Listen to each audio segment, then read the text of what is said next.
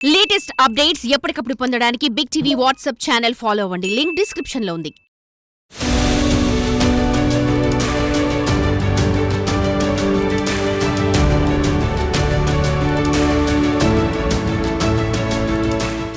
పట్టుదల ప్రయత్నంలో సిన్సియారిటీ ఉంటే ఖచ్చితంగా అనుకున్నది సాధించవచ్చు అంటున్నాడు ఈ నిత్య కృషివలుడు. ఒక్కటి కాదు, రెండు కాదు, ఏకంగా 7 ప్రభుత్వ ఉద్యోగాలు సాధించాడు ఆ యువకుడు. వరుసగా AWES, NRIS, జ్యోతిబా పూలే గురుకులంలో TGT ఉద్యోగాలను లెక్కల సబ్జెక్టులో సాధించాడు. గ్రూప్ 4కు ఎంపికయ్యాడు. ఇటీవల DSCలో, SGTలో జిల్లాలో 11వ ర్యాంక్, స్కూల్ అసిస్టెంట్ గణితంలో 6వ ర్యాంక్, హాస్టల్ వార్డెన్ ఫలితాల్లో జోన్ 3లో కేటగిరీ మొదటి ర్యాంక్ సాధించాడు. ఇదంతా ఏ కోచింగ్కు పోకుండా తన సొంతంగా సంగారెడ్డి ప్రభుత్వ లైబ్రరీలో ప్రిపేర్ అయ్యి సాధించాడు. వీరోజిపల్లి తండాకు చెందిన రామ్దాస్ పై బిగ్ టీవీ స్పెషల్ స్టోరీ.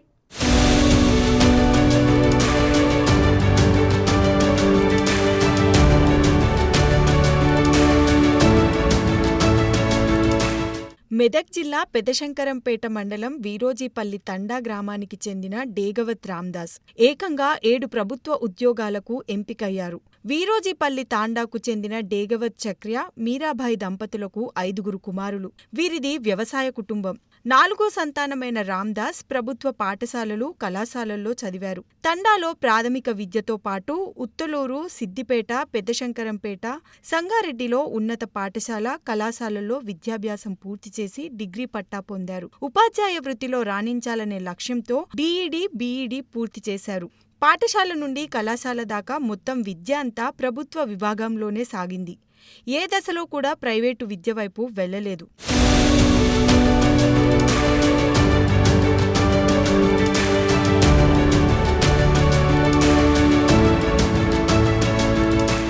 ఉపాధ్యాయ వృత్తిలో రాణించాలనే లక్ష్యంతో DED, BED పూర్తి చేశారు. 3 సంవత్సరాలలో 7 ప్రభుత్వ ఉద్యోగాలు సాధించాడు.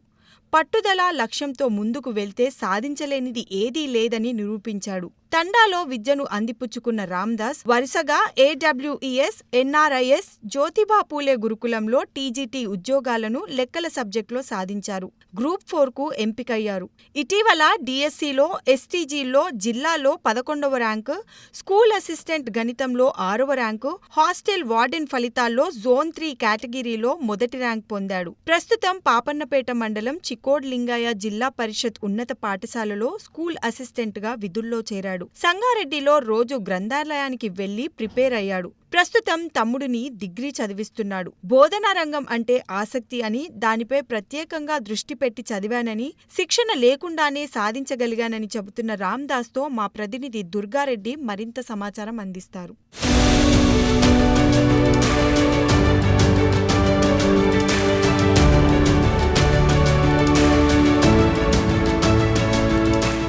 మెదక్ జిల్లా పెద్దశంకరంపేట మండలం వీరోజ్పల్లికి చెందిన చక్రియ, మీరాబాయి 4వ సంతానం రామ్దాస్ 3 సంవత్సరాల్లో 7 ప్రభుత్వ ఉద్యోగాలు సాధించాడు.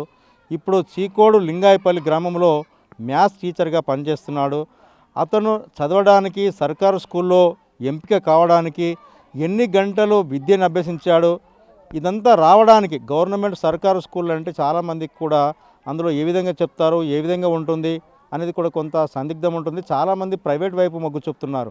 నిజంగా చిన్నప్పటి నుండి కూడా ఇప్పటి వరకు కూడా సర్కారు స్కూల్లో చదివి 7 ప్రభుత్వ ఉద్యోగాలు లక్ష్యంగా పెట్టుకొని ముందుకు రావడం జరిగింది. 3 సంవత్సరాల్లో ఒక ఉద్యోగం రావడమే చాలా గగనమైన పని. కానీ ఒకటి వరుసగా 3 సంవత్సరాల్లో 7 ఉద్యోగాలు, ప్రభుత్వ ఉద్యోగాలు సంపాదించిన తర్వాత కూడా విద్యార్థులకు విద్యను అందించాలి. తను పడ్డ కష్టం ఏంటి, నిజంగా ఒకప్పుడు గవర్నమెంట్ ప్రైవేట్ పాఠశాల కావచ్చు, గవర్నమెంట్ ప్రభుత్వ పాఠశాల కానీ విద్యార్థులకు కూడా పుస్తకాలు అందని పరిస్థితి. విద్య కూడా అందించడానికి కూడా మారుమూల ప్రాంతాల్లో కూడా చాలా శ్రమించాల్సింది ఉంటుంది. కిలోమీటర్ల దూరం వాళ్ళు ప్రయాణం చేస్తే కూడా విద్యను అందే పరిస్థితి ఉండదు. కానీ రామ్దాస్ మాత్రం అన్నింటినీ అధిగమించాడు. ఇక్కడ సిద్దిపేట, మెదక్ జిల్లాలో కూడా కనీసం గ్రంథాలయానికి ఇక్కడికి వెళ్ళి కూడా పాఠ్య పుస్తకాలు తీసుకొని చదువుకొని ఉద్యోగాలు సంపాదించిన అంటున్నాడు. అసలు దీని ఎంత శ్రమపడ్డాడో తెలుసుకునే ప్రయత్నం చేద్దాం. అసలు నిజంగానే రామ్దాస్ గారు, మీకు ముందుగా కంగ్రాట్స్ బిగ్ టీవీ తరఫున. అసలు నిజంగానే 3 సంవత్సరాల్లో 7 ప్రభుత్వ ఉద్యోగాలు ఏ విధంగా సాధ్యమైనాయి? సార్, ముందుగా నా పేరు డేగవత్ రామ్దాస్. నేను స్కూల్ అసిస్టెంట్ మ్యాథమెటిక్స్గా జడ్పిహెచ్ఎస్ లింగాయపల్లి చికోడ్లో విధులు నిర్వహిస్తున్నాను. నేను ఈ గత 2-3 సంవత్సరాల నుంచి ప్రిపరేషన్ నడుస్తుంది. ఈ ప్రిపరేషన్లో భాగంగా నేను మొదటగా ఆర్మీ వెల్ఫేర్ ఎడ్యుకేషన్ సొసైటీలో టీజీటీ మ్యాథమెటిక్స్గా సెలెక్ట్ అయిన తర్వాత ఇంకా టీచింగ్ ఫీల్డ్ గవర్నమెంట్ పిల్లలకు టీచింగ్ అందించాలనేటువంటి లక్ష్యంతో నేను ఇక్కడ స్కూల్ అసిస్టెంట్ కోసం డిఎస్సికి ప్రిపేర్ అయ్యాను. అందులో మన 2024 డిఎస్సిలో ఎస్జిటిలో 11th rank, school assistant physical సైన్స్లో 6th ర్యాంక్, స్కూల్ అసిస్టెంట్ మ్యాథమెటిక్స్లో 16th ర్యాంక్ సాధించగలిగాను. అదేవిధంగా సోషల్ వెల్ఫేర్లో టీజీటీ మ్యాథమెటిక్స్గా గురుకులంలో, అదేవిధంగా మహాత్మా జ్యోతిబాపులే బీసీ వెల్ఫేర్లో టీజీటీ ఫిజికల్ సైన్స్గా అక్కడ విధులు నిర్వహించాను 2-3 months. అక్కడ నుంచి ఇక్కడ నేను మొన్న 2024 డిఎస్సిలో స్కూల్ అసిస్టెంట్ మ్యాథమెటిక్స్గా సెలెక్ట్ కావడం జరిగింది. ఇక్కడ తీసుకున్నాను. And 4-5 days back hostel welfare officer యొక్క రిజల్ట్లో కూడా నాకు జోన్ 3 కేటగిరీ ఎస్టీ కేటగిరీలో ఫస్ట్ ర్యాంక్ రావడం జరిగింది. ఈ విధంగా నేను చాలా కష్టపడ్డాను. దీనికి మా స్నేహితులు, తల్లిదండ్రులు, అన్నదమ్ములు అందరూ కూడా చాలా సహకారం చేశారు. ఎందుకంటే నేను ఒక పేద మధ్యతరగతి కుటుంబానికి చెందిన వాడిని. అందరికీ ఇప్పుడు మధ్యతరగతి అంటే నిజంగా ఎడ్యుకేషన్ పరంగా ఏ విధంగా కష్టాలు ఎదుర్కొన్నావు, దాని లక్ష్యంగా ముందుకెళ్ళడానికి ఏ విధంగా ప్రేరణ ఎవరు కలిగి? అయితే నాకు ఈ చదవడానికి ప్రేరణ కలిగించింది ఎవరంటే మా ఫ్రెండ్సే సార్. నన్ను ఏ ఒక్క విషయంలో కూడా నువ్వు చదవగలవు, నువ్వు సాధించగలవు, నీకు ఆ టాలెంట్ ఉందని ఎంకరేజ్మెంట్ చేస్తుండే.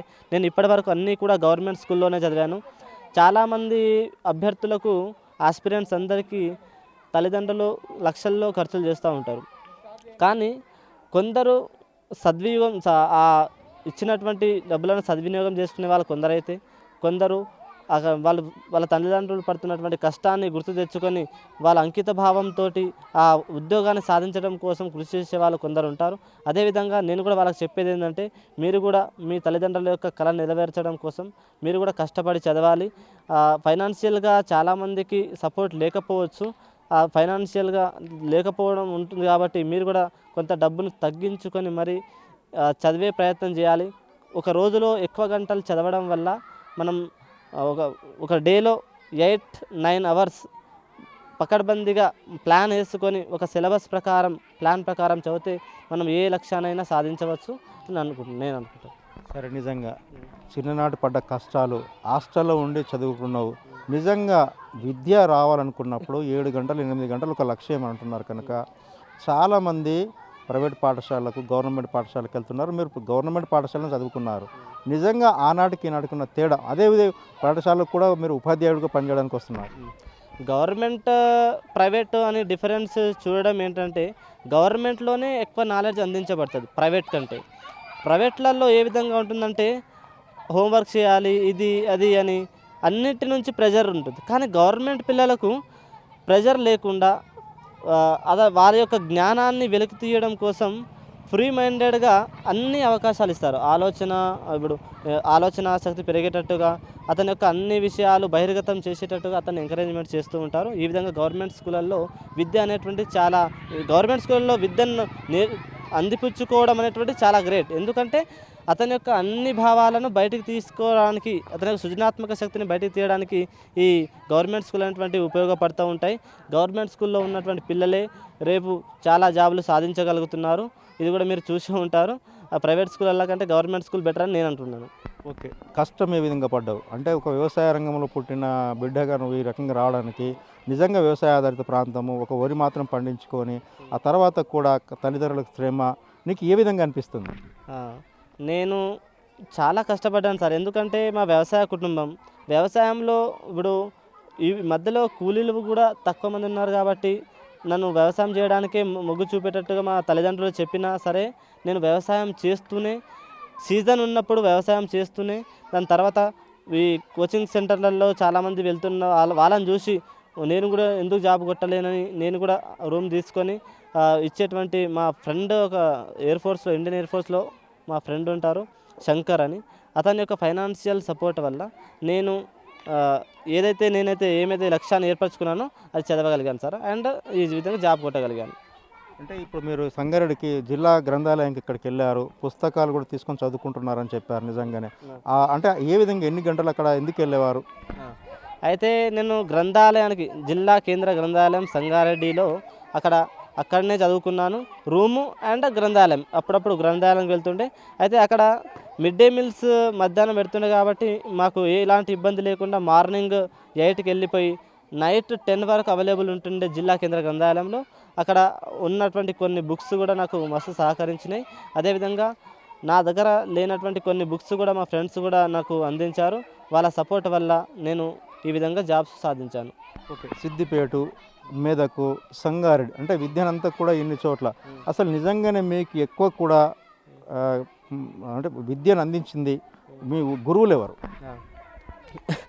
నాకు ఈ విద్యను అందించినటువంటి గురువులు ఎవరంటే, తెలుగు పరంగా నేను గవర్నమెంట్ డైట్ వికారాబాద్లో చదువుతున్నప్పుడు యాసిన్ సార్ అని తెలుగు లెజెండరీ, అతను చెప్పినటువంటి తెలుగు అసలు నేను ఎప్పటికీ మర్చిపోలేను ఆ సార్ని. ఎందుకంటే ఆ విధంగా విద్యను అందించగలుగుతాడు. ఎందుకంటే అన్ని విషయాలను పిల్లల ద్వారానే చేపట్టేటట్టు చేస్తాడు.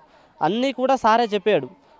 ఒక డైలాగ్ అంటుంటాడు మా సార్, గుర్రాన్ని చెరువు దగ్గర తీసుకెళ్ళొచ్చు కానీ నీళ్లు తాగించలేము కదా అని ఆ సామెత ప్రకారం సార్ కూడా చాలా అన్ని విషయాలు పిల్లల ద్వారానే చేపట్టి ఆ పీరియడ్ మొత్తంని చాలా మంచిగా చేస్తుండే అండ్ మంచి భావాలు అందిస్తుండే. అదేవిధంగా నాకు ఇంటర్ కాలేజ్లో గవర్నమెంట్ జూనియర్ కాలేజ్ శంకరంపేటలో భూపాల్ రెడ్డి సార్ అని మ్యాథమెటిక్స్లో నాకు అక్కడ గ్రిప్ తెచ్చుకున్నాను. ఈ విధంగా మ్యాథ్స్కి ఇక్కడ, తెలుగుకి అక్కడ, ఈ విధంగా నాకు అన్ని విధాలుగా మ్యాథ్స్కి సపోర్ట్ అయింది కాబట్టి నేను మ్యాథమెటిక్స్ స్టూడెంట్గా ఉండడం అండ్ మ్యాథ్స్ నాకు ప్లస్ పాయింట్ అయింది ఈ జాబ్లలో కొట్టడానికని నేను తెలుపుతున్నాను. అదే ఇంకోటి అంటే చాలామంది కూడా విద్యార్థులు ఇప్పుడు మీరు విద్యను ఇక్కడ చెప్తున్నారు, అందిస్తున్నారు. నిజంగా విద్యార్థులు ప్రయోజకులు కావాలంటే ఏ లక్ష్యంతో ముందుకెళ్తే బాగుంటుందని మీ సూచన? విద్యార్థులు ఇక్కడ నుంచి వాళ్ళకు కొంత ప్లాన్ ఉండాలి సార్.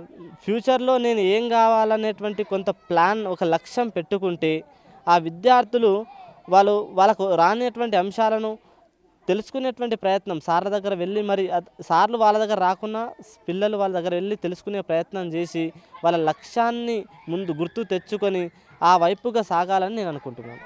ఓకే, ఇప్పుడు మీరు ఇంకా కూడా ఇంకేమైనా ప్రయత్నాలు చేస్తున్నారా? ఓన్లీ ఇక్కడ గ్రూప్ వారికి ఆగిపోతారా, లేకుంటే ఇంకా ముందేమైనా ప్లాన్ ఉందా? ప్రస్తుతం ఎలాంటి ప్లాన్ లేదు, కానీ త్వరలో ఈ 2-3 ఇయర్స్ తర్వాత కొద్దిగా గ్యాప్ తీసుకున్న తర్వాత ఇట్లా యూపీఎస్సీకి ప్రిపేర్ అవుదామని నేను అనుకుంటున్నాను. ఇంకా దానికి ప్లాన్ ఏం వేసుకున్న తర్వాత కంటిన్యూషన్ జరుగుతుంది. ఇప్పుడు నేను స్కూల్లో ఉన్నాను కాబట్టి పిల్లల కోసం కొంత ఫస్ట్ సంవత్సరం కాబట్టి కొంత కష్టపడాల్సి వస్తుంది.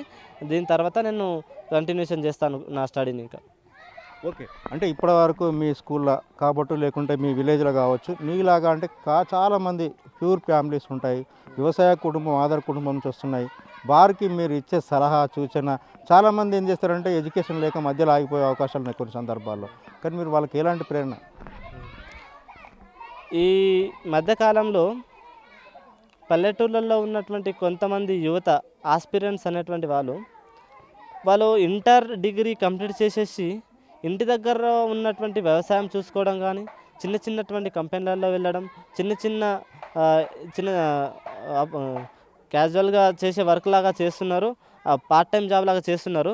అయితే వాళ్ళకి నేను ఇచ్చే సలహా ఏంటంటే, వాళ్ళు ఇక్కడి నుంచి వేరే పట్టణాలకి వెళ్ళి ప్రిపరేషన్ మీద దృష్టి సారిస్తే వాళ్ళు కూడా అక్కడ ఉన్నటువంటి అభ్యర్థులను చూసి వాళ్ళలాగా నేను కూడా కొట్టగలను అన్న కాన్ఫిడెన్స్ వాళ్ళంతటా అవే వస్తుంది. అదేవిధంగా వాళ్ళకి ఏమైనా సమాచారం కావాలంటే వాళ్ళకు తెలిసినటువంటి గురువులు కానీ వాళ్ళకు తెలుసుకున్న తర్వాత ఏ విధంగా ప్రిపరేషన్ ప్లాన్ పెట్టుకున్నారో తెలుసుకున్న తర్వాత వాళ్ళు అక్కడ ఉన్నటువంటి అభ్యర్థులను చూసి నేర్చుకునేటువంటి ప్రయత్నం చేస్తారు. కాబట్టి మీ ఊరి నుంచి వేరే పట్టణాలకు వెళ్ళి చదివే ప్రయత్నం చేయండి అని నేను అంటున్నాను.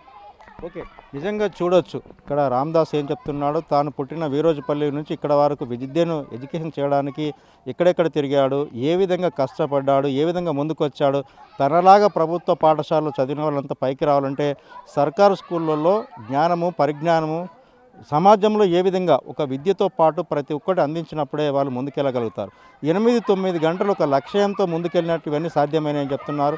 నిజంగా గ్రూప్ కూడా రాసి దానికి సిద్ధమవుతున్న రామదాస్ మాటల్లో విన్నాము. తాను కూడా ఒక గ్రామీణ ప్రాంతంలో పుట్టినా అక్కడ నుంచి నిజంగా వ్యవసాయం ఇప్పటికి కూడా స్కూల్ సెలవుల్లో కానీ మిగతా సమయంలో కానీ అక్కడ వ్యవసాయానికి వెళ్తున్నా మనకు చెప్పడం జరిగింది. దాంతోపాటు తల్లిదండ్రులు కూడా తను ఎంతో కష్టపడి పైకి తీసుకొచ్చారు.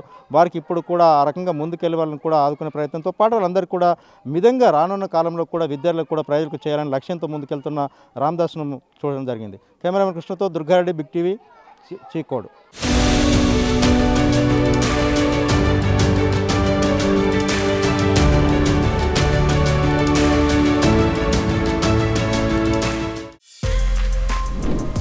For more videos like this, subscribe Big TV channel.